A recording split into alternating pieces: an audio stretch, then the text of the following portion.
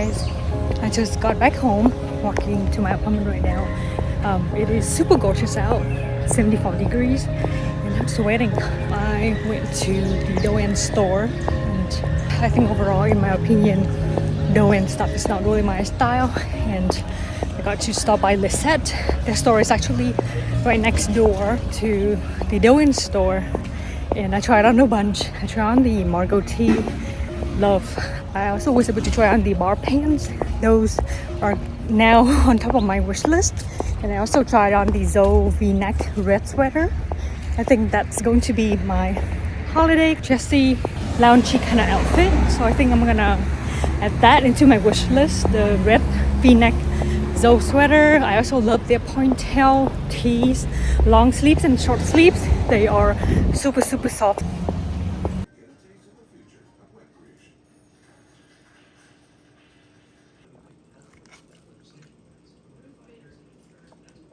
Hey guys, welcome back to my channel. I got a cortado. It's so hot today that I decided to come back and ask for iced instead. The girl was so nice and she ended up making me an iced cortado when I was holding my hot cup. So all of a sudden I didn't know what to do and I just dumped my hot cortado into this cup with a little bit of ice, and both of the girls behind the counter, they were like, no! That's not gonna make your cortado taste good. In this cup, there are 4 shots of espresso. I think I have to split it. Probably save the other half for tomorrow. But today is Halloween. A lot of you ask if I'm going to dress up or if I'm going to any party. I am actually not a big Halloween person. I don't think I've ever even dressed up or actually gone to a proper Halloween party.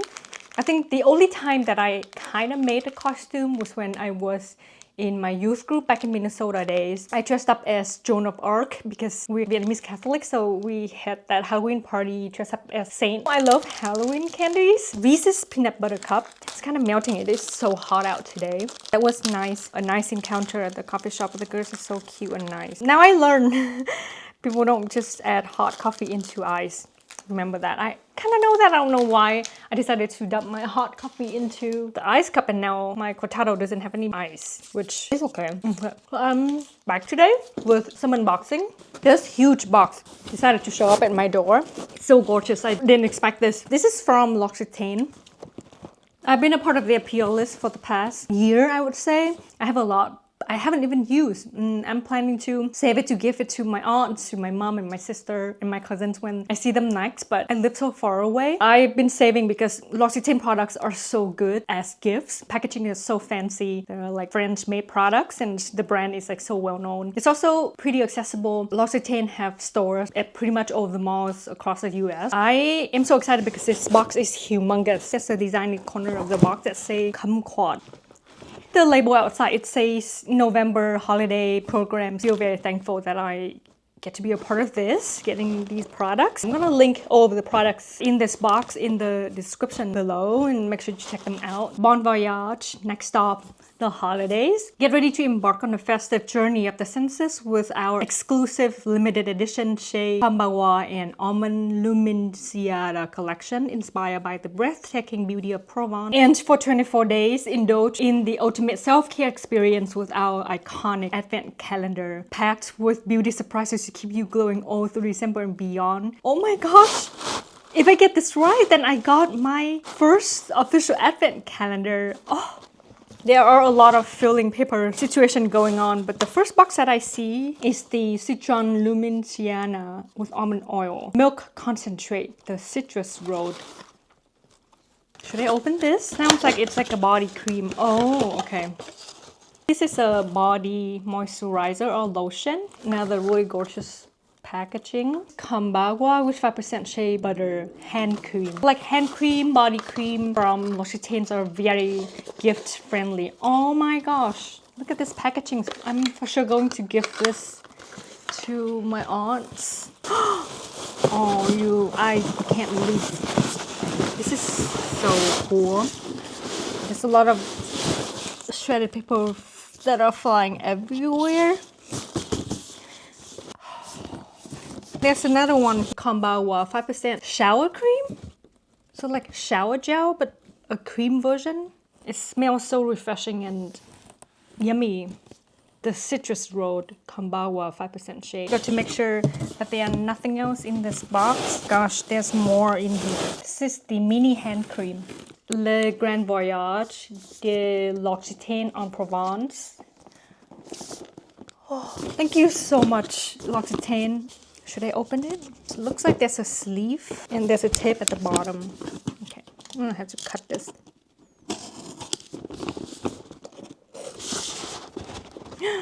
Oh my gosh, this is so cool. So you take off the sleeve and then it opens up like this. Oh my gosh, I don't even know what to do with this. It looks like it's both front and the back, and I can't take the off. Oh, so you're just gonna open it every day and then this reveals.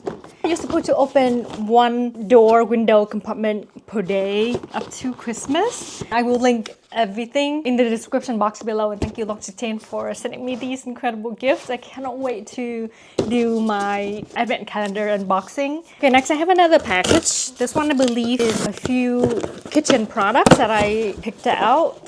So I got gifted from this brand before, and they recently reached out and let me pick out a few more things. Wow, look at these packaging, so incredible. The brand is Material Kitchen. This one is Beverly's Material. I think this rings some bell, and according to the logo, it is this influencer named Beverly. I think she's not only an influencer, she's a stylist, and she does some marketing for a few brands, and apparently she's also Vietnamese, and she has a cute little home shop in the Lower East Side called Beverly's. I've been wanting to stop by and check out the store, but I haven't had a chance to. I know she recently moved to New York and she's everywhere. I also follow her on my Instagram as well. So this is the logo or the collab between her or her brand with Material Kitchen. And yeah, this logo is also very familiar to me because I've seen that before. Let's see, I'm pretty sure this is the knife. Yeah, it is. Okay. Wow. Packaging is amazing. Beverly's Material, knives for daily cooking, passing on traditions, creating new ones, and indulging in the simple pleasures of life. No styrofoam, no excess, nothing wasteful, please recycle. This is so gorgeous. How am I going to be able to recycle this packaging that is this gorgeous? I love stuff like this. How do I open it? So it slides out.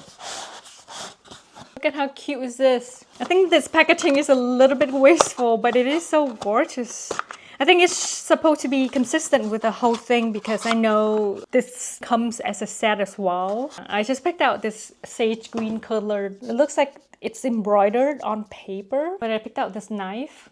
It is a paring knife. My color option was a black or green, but I picked out the green color because it's like a small paring knife.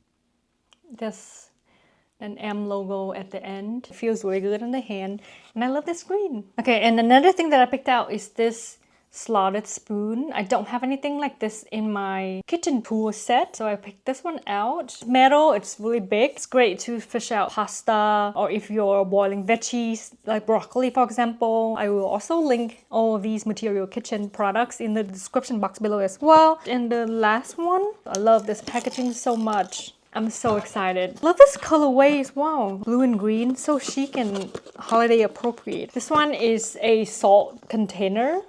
This is what it looks like. I did not know it is this big, and there's a base for it. I think this is walnut. There's a logo. How cool is this? I did not expect it to be this big at all. This is so special. And then you can also use this as a salt dish if you're serving something on the table. For example, if you do margarita or tequila shots, use this as a salt dish. Thank you so much to Material Kitchen. Just went to my kitchen and took out my modern salt tub. I love salt so much. Even though I am not a baker, I still make dessert and bake occasionally, and I love adding a sprinkle of this flaky sea salt on top of any dessert baked goods that are warm and sweet. Adding salt is a key thing to make any sweet dessert taste good, in my opinion, and I think this will make a great gift to your friends, family, loved ones, whoever are into baking and just like love being in the kitchen, and I think it's like such a good idea. It also comes in small packaging too, but I go through this so fast, so I decided to go for this big tub. It is 20 ounce or 570 grams French salt. It is so cool and iconic. These are salt flake, salt crystal, and they are so cool. I love the contrast of the dark walnut wood with the white salt crystal. And how adorable. I'm so obsessed. So yeah, imagine this is going to sit on your bar cart, kitchen counter, really anywhere. How cool.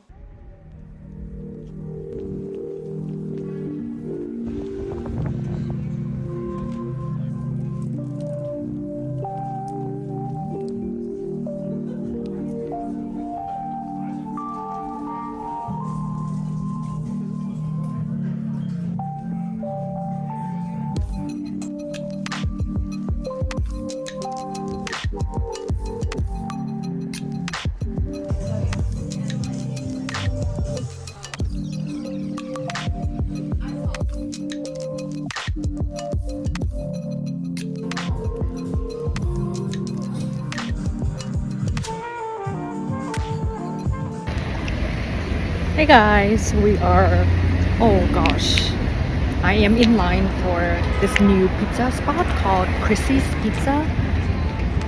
Line so long.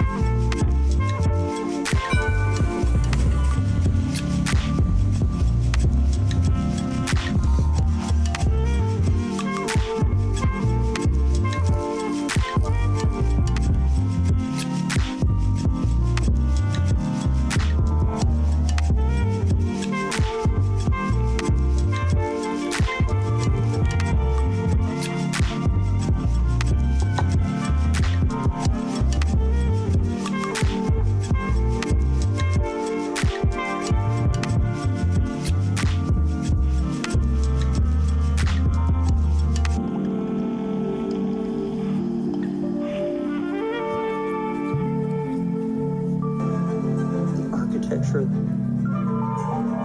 and especially the gardens I visited.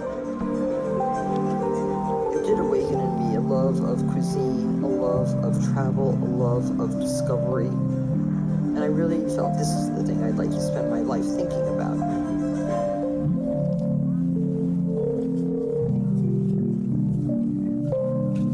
I am going to be baking and cooking today. As you can see in the title, I'm going to be making chicken pot pie, but first I'm gonna do my rough puff pastry. I'm going to use Alison Roman's chicken pot pie recipe, and the rough puff pastry is from Claire Safis. I identify myself more as a cook more than a baker. Even though I have a science background, I hate the idea of following exact recipes and putting myself in a box. Every time when I learn to make something for the first time, and when I experiment with new ingredients, new recipes, I always try to follow recipes, and then I deviate from that the second time around if I end up liking that recipe. I have never made chicken pot pie. I was never a fan. I don't think I've even had a good version of it, but I came across Alison Roman's version that she used the chicken with skin on and bones in. That's kind of my vibe, and it seems very easy and straightforward and more like an adult kind of chicken pot pie that you can customize it. It just resonates with me. I also watched the one from Food 52. I watched the puff pastry recipe. That one is a lot more involved and advanced, and I don't think I'm going to do that today. I'm aiming for something like rough puff pastry, just as quick and simple as the Claire stuff is. Pie crust recipe that I've done before, I've used that recipe. I'll link it below to make my apple galette. I actually have a 1/3 of the apple galette that I made over the weekend still in the fridge. It's pretty good if I stick it into the oven and quickly warm it up, or I can just add a little bit of oil onto my cast iron pan and then heat it up and add a scoop of vanilla ice cream with a little bit of flaky salt. It is so good.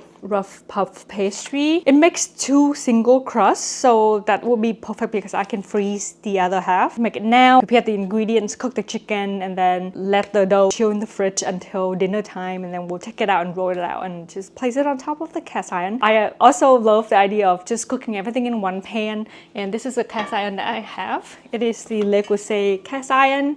I just made some pancakes this morning, that's why there's some oil on it. I already have my chicken thaw in the sink, so I got 2 packs. 1 pack of chicken thigh with bone in and skin on. That's my preferred chicken meat to cook with because it's just a lot more versatile and it's really good in braised or stew dishes. I also picked up a pack of chicken breast, and we'll see, probably gonna use a mixture of both, but not gonna use all of those 2 packs.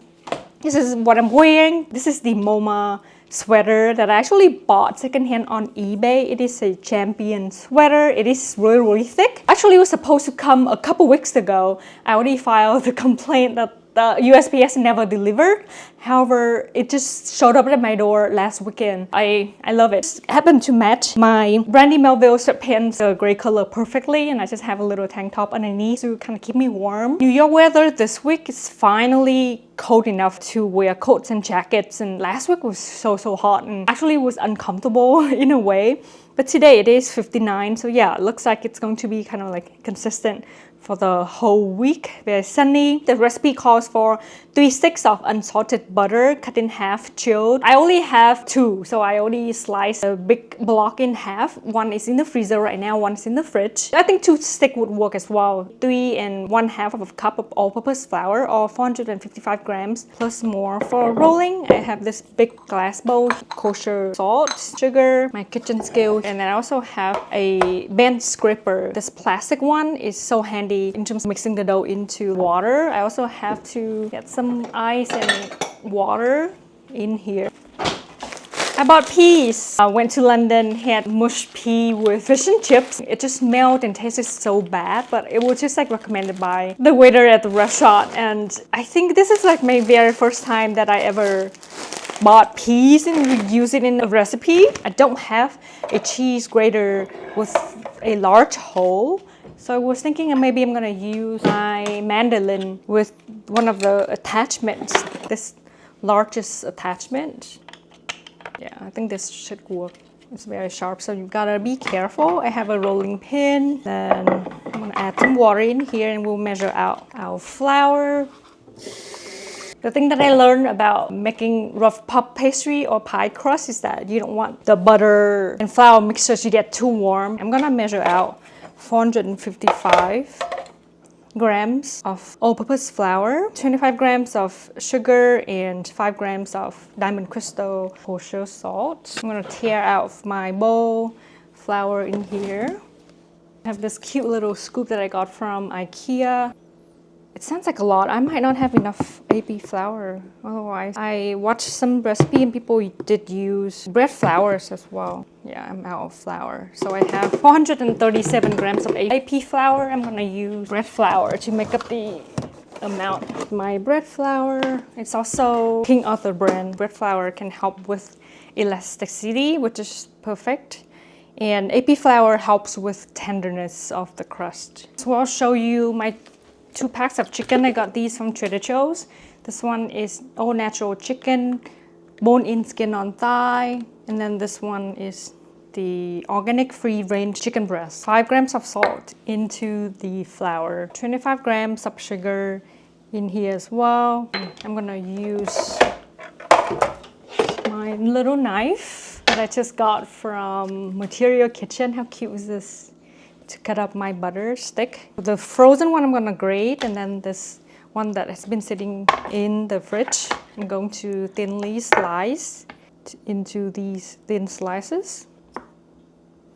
I'm going to put this into the refrigerator. I'm going to use my bench scraper to help mix the flour mixture. I'm going to use my mandolin to grate the frozen butter directly into this bowl and the other. I saw that she was dunking this whole thing into flour, just so it helps the butter to not stick to your hand too much, like this. Interesting. Oh, it's working. Just coming out as like thin strip. It's pretty cool.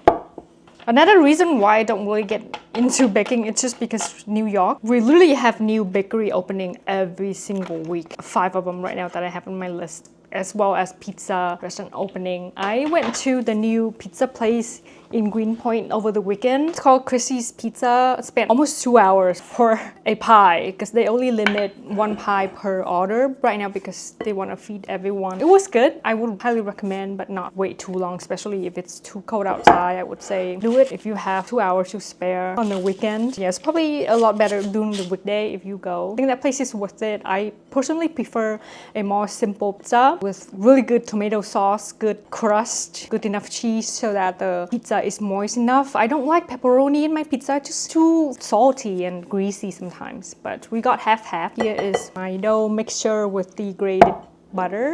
These are the thinly sliced butter. So the whole idea is that you want to keep these pieces of butter in sheets. That is going to create that flakiness of the layer. Making bread is like my favorite thing, and I really ultimately want to learn how to make croissant, but I think this is like a really good entry level just to help me train my skill and practice getting the flakiness in these pastry dough, and then we'll hop into making croissant and baguette eventually. Just basically flatten it out using the flour to coat it.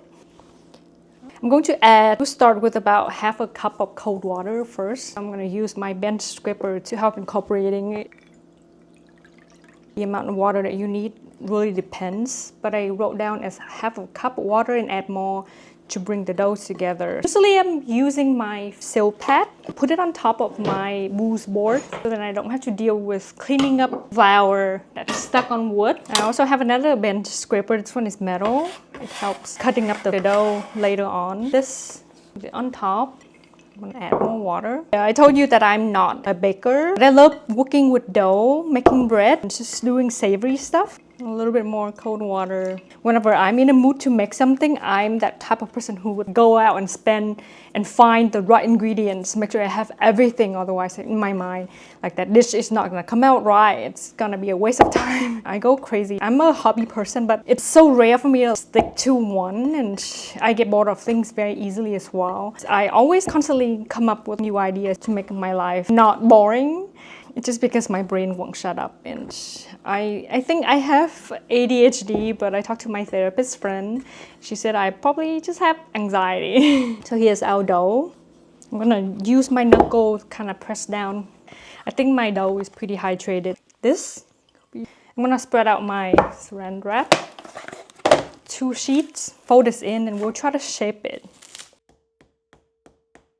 I'm gonna put this in the fridge to let it harden up a little bit. Hard but pliable. Right now it's too soft. I am back. It's been almost 2 hours after. Our puff pastry has had enough time to harden up a little bit. I think I'm gonna roll it out, but I'm gonna walk you through the steps that I'm going to take next. I have my chicken thighs, skin on, bone in, almost thaw out. I am going to just season both sides with salt and pepper. I'm gonna use this little knife because it's like pretty new and sharp. Gonna cut along so that the seasoning can get absorbed in the middle of the thigh, because sometimes the thigh pieces can be a little too thick, so I want the pieces to cook evenly at the same time.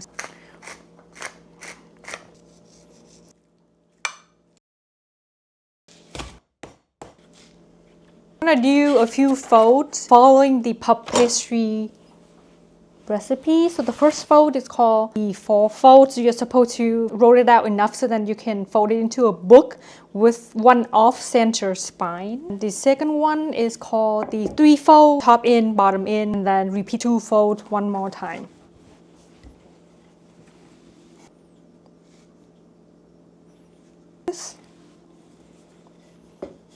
I think I'm going to manipulate this a little bit by cutting this part right here. Because I said, if you want to fix something, do it at the beginning steps. Because don't wait for it until it gets too late. And then later on, I'm going to cut this in half. Use one half, and the other half, I'm probably going to do a savory galette. Or if this turns out great, I am going to remake it. We'll see. Okay, I'm going to do the folds again. So like a book that is off spine. So like that. Okay, I'm going to roll it out.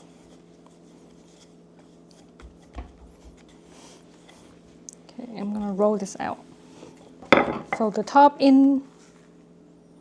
And then the bottom in, like that. Lightly press it down. So 872 grams, 436 is half of this amount. I'm just gonna estimate it. 431, perfect. I'm so excited. I'm gonna use this portion today, but I'm gonna freeze this piece. You can see the layers. That's the whole point of it. It's called a rough pastry for that reason. So I've got 3 sticks of celery, some brown cremini mushrooms. There's much left of a sweet onion. You can use yellow or white onion, 3 shallots, and 5 cloves of garlic.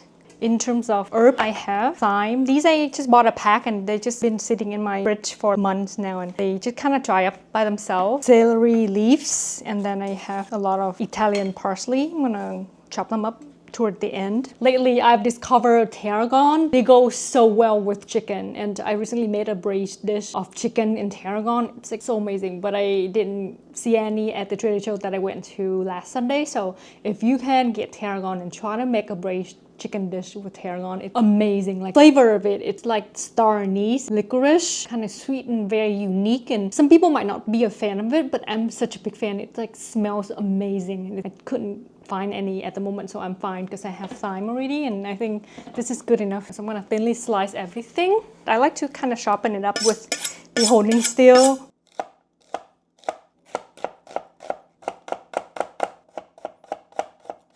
Again, you don't really need to be perfect with these because they are going to cook down.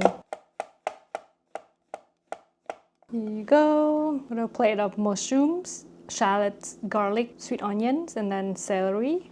Let's go cook our chicken on the cast iron pan. We are going to cook skin down and don't touch it for at least 5 minutes. The recipe calls for chicken stock, or you can use water with chicken bouillon. I don't have the chicken bouillon, but I have a frozen chicken broth I made. So here's what I did. I used my very sharp Shun scissors and cut up the chicken thigh and separated the skin. I'm gonna fry the skin at the very end to help crispen it up, but you can also throw the big piece of chicken thigh into the oven to help it continue cooking. But I'm just basically frying everything on the pan right now to cook it because we are going to shred the chicken into chunks later anyway. I added a little bit of thyme in here to get this kind of brownness, which is my preferred way to eat my chicken. Here's our chicken thigh pieces, very gorgeous. I'm so excited. It smells really good in here. And in the same pan, frying up the onions or the allium shallot. You kind of use a spatula to scrape up the chicken bits that's stuck in the bottom of the pan. Lightly season it with salt and pepper. I'm going to add in the rest of the celery and the mushroom. Mushroom as well.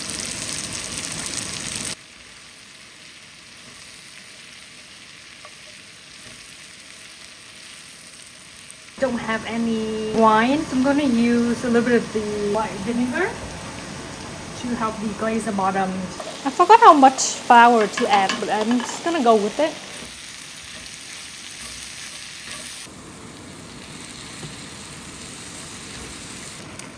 Frozen pea. I already went ahead and shredded my chicken thigh. I also chopped up my celery leaf and parsley.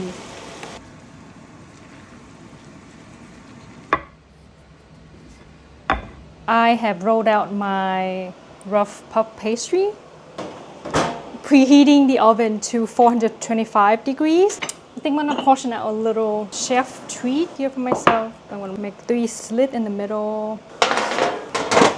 This is what I have. You wanna mold the edges so then it sits right on top. I don't think it has to be perfect. So chicken pot pie is in the oven right now. I am going to check back in about 30 minutes. Just make sure that the puff pastry on top is not burned. In the meantime, I am going to clean up the kitchen counter, do all the dishes and compose the bones. And yeah, I'm so excited for dinner tonight.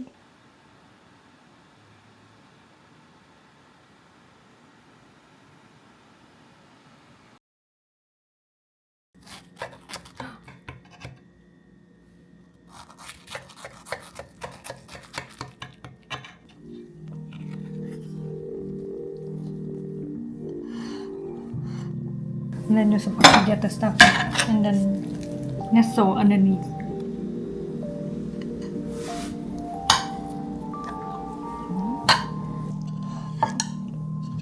Dinner time. I'm so excited. I've already had a few bites and it is really good. I forgot to do the egg wash on top, so the color doesn't show up as shiny and bright and yellow and brown, but it's still really flaky. So I didn't use 3 sticks of butters. I only used 2, but I could clearly taste the butter flavor in my crust. It is so flaky, so good. I highly recommend. I would say I over seasoned it with salt a little bit. The filling is slightly salty. I wish I had tarragon as well, but if you use tarragon, use just a little bit of it because you don't want to overpower the dish. But both of us, we finished almost 2/3 of the cast iron. It is so good. I would say the 1 pack of 4 thighs with bone-in, skin on, a great amount. Good for 2 people for dinner, and then some leftover for tomorrow. Like everyone will have a slice for lunch tomorrow. It's so good. I would make this again. For sure use chicken thigh or dark meat.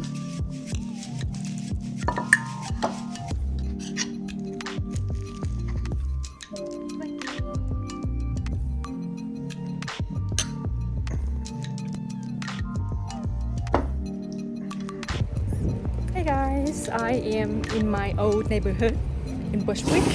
Just gonna stop by my local wine store to pick up a bottle of orange wine.